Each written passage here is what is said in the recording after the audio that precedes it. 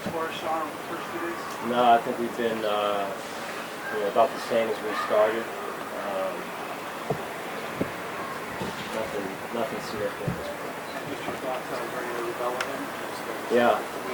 Well, I mean, he's a little bit of a veteran player. I think he's been in the league around 3 years, and he's got speed, and we'll see. I mean, speed's important, and we tried to add speed this off season, and he'll add to the mix. You going with pads today? No. No. One more day. How's you used the analyze early 3 days? Can you give us how's Torrance fitting in, looking? Yeah, I mean, I'll do the best I can. Again, hasn't been in pads, and we're talking about an offensive lineman here. So, but he's into it. He's tracking, and on schedule at this point. I mean, it's early, but he's working hard. Some of the defensive players have talked about just the different looks the offense has shown between pre-snap motion and different guys out there with Kincaid and Hardy and Sherfield. What have you seen from the offense as far as maybe the difference from last year? Yeah, I mean, every team's different every year, right? So when you've got different personnel, you want to put them in position to be successful and use them to their strengths, and that's really what we're trying to do and learn right now. So that we evaluate each player and what he does best, and then put them in those positions. And really, our job is to build a system around the strengths of the players. So really, that's what we're evaluating in these early days right now. You said to kind of pump the brakes a little bit. Did I say pump the brakes? Are those your words? That's me kind of saying what you were alluding to, that we all needed to step back a little bit. After 3 days, he hasn't helped your argument there because he's looked pretty good. What have you seen from him? Yeah, Josh, I feel like, again, he's off to a good start. We opened up that first day with the red zone day, which we normally do, and he was productive down there. Again, he's still a rookie, right? So he's working hard to learn the playbook, learn the nuances of the playbook, get on the same page with Josh. All those things take time, and it takes reps. Bless you. And then, the other piece is the blocking piece that'll be on display when we put the pads on tomorrow. Sean, like it needs work. I'm sorry? Is that the point that maybe needs the most work? Well, I don't know. I mean, we haven't seen it yet, so we're not able to do that until tomorrow. So I think we'll get a better feel tomorrow as to what that looks like. Sean, for the most part, you guys have been pretty hesitant to give a huge role to rookies throughout the time you've been here. What boxes kind of need to be checked in order for that role to be a little bit bigger than what you normally go through when you've been here? Yeah, you got to earn it, just like everybody else. But when you're a rookie, that just takes a little bit more time to earn that. And it's not intentionally that we do that. It's just the major thing is trust. You're giving someone the keys to the kingdom, so to speak, and the players around them more than anything have to trust them that they're going to execute and be where they're supposed to be, when they're supposed to be there, as it relates to, in this case, a receiver or a tight end. And but overall, just that's part of what, when you're a rookie, you want to do is endear yourself to your teammates by doing your job and doing it on a consistent basis. When it comes to Micah and Jordan, how rare and valuable is it to have those two guys together for so long in essentially what is a single? Yeah, we were kind of joking around, talking the other day. I think I pointed out that Lorenzo was here, and Lorenzo, one of the guys, along with the many others that helped us get this thing going a few years ago, and Micah quickly pointed out after the fact that he and Jordan were here then as well, and they feel like maybe I'll be saying the same thing about them at some point, which is true. They've been big-time catalysts for what we've done and the success that we've experienced. When we got this thing going in 2017. And to have them, Jordan's contract situation was up in the air a year ago, and then Micah he didn't know if he was going to play again after that injury. What's it like for you to have them, this team, to have them back together again for at least one more year? Right. I mean, again, I'll forever be indebted to those guys, and they've handled themselves with class.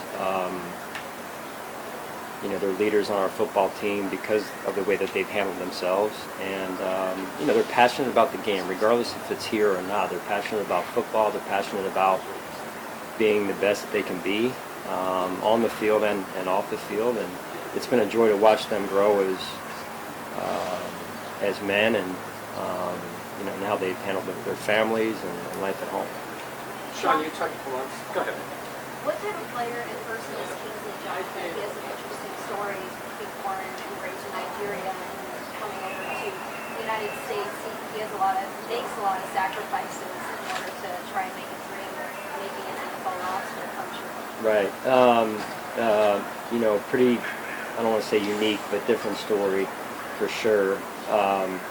But a lot of these guys too, I would say, Maddie, there's a lot, these guys are real people, they're human beings, right? And they put a lot on the line when they go out there on that field every day. And sometimes we take that for granted. They play with pain, they sacrifice things at home to be here. They have families also that they want to be around, and that they understand that this is their job and their livelihood as well. So my hat goes off to those guys and what they go through on a daily, weekly, and yearly basis, because it's not easy. And so in Kingsley's situation, here's a young player that's away from home in certain ways. I think he's off to a good start. He's passionate about the game. He learns, he studies, and he plays hard. Sean, you talked about players earning chances, but you also need to see them in circumstances, like for, say, the middle linebacker spot. Is that all on an earned basis to get snaps in these practices, or is it a combination of that and maybe you have a plan as to how you get to see everybody who's getting a shot? Yeah, we start that way, Mike, with a plan, and then from there it's, you know, we want to be able to stay consistent, and I think that's important, you know, as much as we can for as long as we can to stay consistent. After that, it's earned. You know, if you take advantage of the opportunities you're given, you'll get more. If you don't, maybe not on the first chance, but after that, you know, we're going to have to you know, make some adjustments to playing time and opportunity. Because of how much is on the plate with the linebacker, is there an ideal time where you'd like to get that settled, or could you play this all the way out through 3 preseason games and even when the roster was set? Yeah, no, I'd like to get it settled at some point. I've got a rough estimate in mind, but we're not there. We're not even close. Again, still today working without pads, but really just trying to evaluate right now who has the best command and who can lead our defense. Hey, Sean, along that same line, Spector got some first team reps the other day. That's the guy that everyone's not really paying attention to. I mean, everyone's looking at Bernard and Dodson, maybe AJ. Can you maybe give us a little thought on Spector, a 7th round pick? Yeah, I mean, you know, last year he did some good things for us, mostly on special teams. He's got a good feel for the game, and you know, unfortunately he was a little banged up in the spring, so he didn't quite get the opportunities that we, or I'm sure he had hoped for. So we started, you know, with him in the rotation like we had hoped to do in the spring, and we'll see where it goes from there. I was really impressed by the way he moves and space and all that. Is that one of the things that attracts you? Yeah, is athleticism maybe in that spot? I think a good overall football player, right, in any capacity. So, you know, again, we'll see where it goes from there. Sean, we talked a lot about with that linebacker spot, you know, needing to see pads on and all that for that competition, but the less tangible part is that communication, understanding the defense. How do you measure that? Like, what are you looking for when you're trying to gauge, like, he's got the defense down, he's got the command, like, what are you looking for? Yeah, like I mentioned a few minutes ago, it's command of the defense, right, and knowing one's job, being able to tell the people what their job is, and when you see a bad alignment formationally, whatever it is, to get that straightened out, all before the snap of the ball. And then the leadership piece is evaluated as well, because it's a position that comes with a great amount of leadership in the job description. So voice inflection, command, leading by example, being able to tell somebody the truth when they're not doing what we need them to do, and it's really a coach on the field in a lot of ways, but hopefully a lot more talented than the coach sitting on the side. Sean, I know the you ever talk to like the veteran? I mean, just because there's a younger guy going into that spot, do you talk to like the Micahs and the Jordans to see like what they're seeing, like because they're the ones that kind of having that communication, or is it more like what the coaches are doing? Try and factor in as much as I can, get as many opinions on it as I can, because that is important that the guys that are out there around that player trust that player, and getting their opinion is important to me. Ultimately, obviously, I'll have the final say. There's always a significance of moment that has. When it comes to DeMar, is there an extra significance to that, given what he's gone through? He really hasn't put pads on since what happened. Extra significance to DeMar going into putting the pads on tomorrow and just taking that next step in his progression. What do you make of that, and what might you look for from him, or what do you make of that? Yeah, I think awareness is important, right? You've got X amount of guys out here, and then you have DeMar in there as well, and trying to make it as normal as possible, but also understanding it may not be quite as normal as we want it to be. So because of what's in the past. So, but like I said before, we're going to support him through this, and to this point, he's done a phenomenal job just taking it one day at a time. Sean, I know the sample size is kind of small right now, but just your takeaways from Puna Ford, how he's getting assimilated to that room, and kind of what are your takeaways, what's kind of showing up to you so far on him? Yeah, he's done a really good job. He doesn't say much. He's a pretty quiet young man, but I respect that. And people just let their actions speak. And he knows the defense, and he's learned the defense in a short amount of time being with us. I think we added him somewhere in the spring when we were on the LTAs, obviously, but mid-spring overall. I have a lot of respect for him and his game. Kyler has talked a lot this offseason about time on task and reps and how much that helped him just get comfortable with what you're asking to do. What's been your impression of how he's come in and transitioned to the spring and now here in early spring? Yeah, I think that's going to be an interesting position to watch, is that corner position, and it's a question that we have to get answered. I think Kyer is doing some good things, as well as Christian, Dane.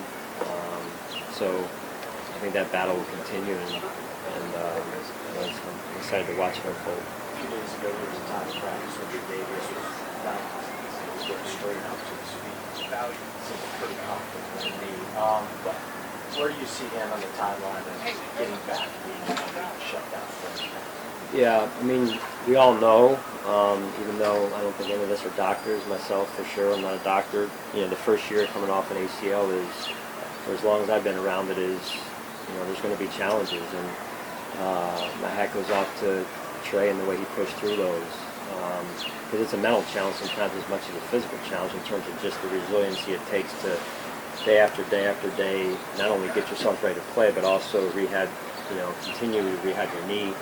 And he's been steadfast in his approach, and I would say that continued through spring, and then really in the time off between spring and even now, I've seen progress, and that's due to his hard work. Sean, how about Shane Ray? What are your impressions of his performance early in camp? Yeah, I love his energy. I think he's got good juice. I think he's got understanding of the defense as well, especially being he's only been with us a few months here now, and it seems like he loves to play, which is admirable. That's good. Thank you.